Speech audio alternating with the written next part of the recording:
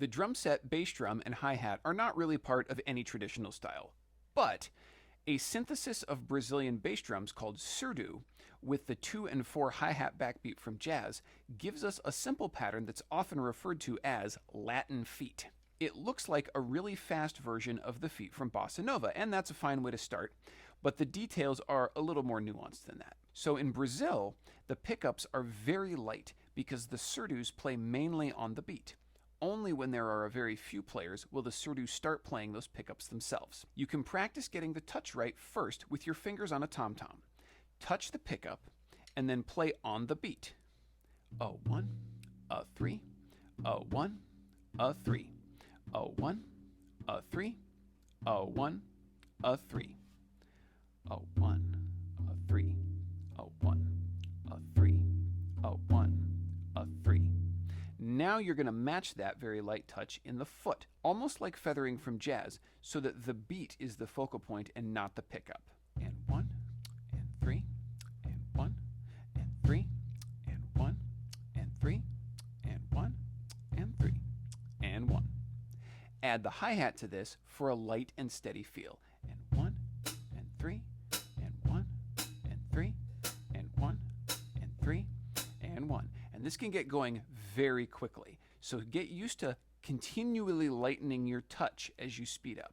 And 1, and 3, and 1, and 3, and 1, and 3, and 1, and 3, and 1, and 3, and 1, and 3, and 1, and 3, 1, 3, 1.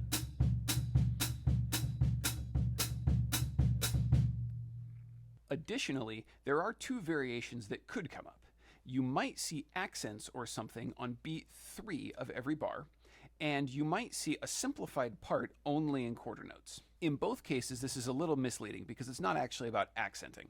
It's about how the Brazilian surdos can be muted on beat 1, giving the traditional weight from Brazilian music on the backbeat. In a traditional setting, this would look more like this. Or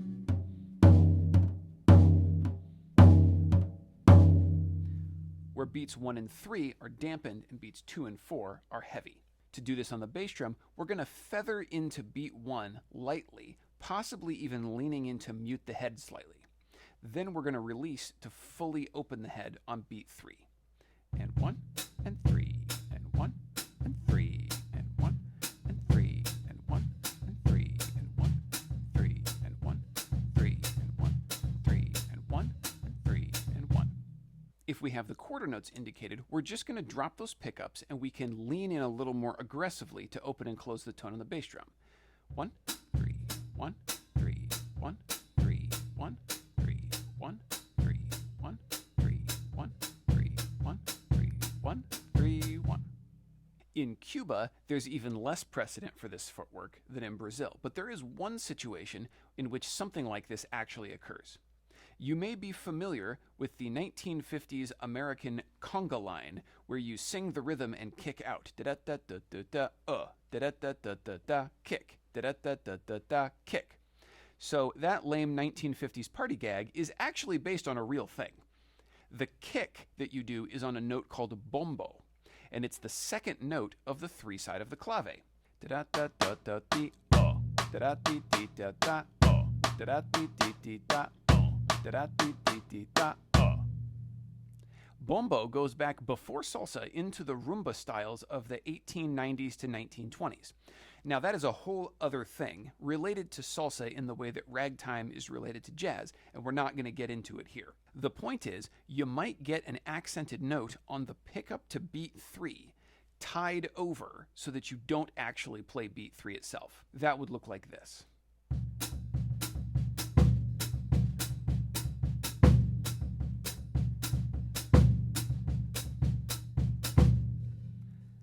I want to warn you not to utilize this too much before you can do the more basic version. A lot of people find it can be very difficult to unlearn if this is where you start because it locks in really nicely with what you're doing in the hands. Now this is more information about the feet than many people are going to need. And the most basic version where we're playing light on the upbeats is going to be great for most of what you ever play. But you do need to know that this other stuff is out there and what to do if it shows up in your music.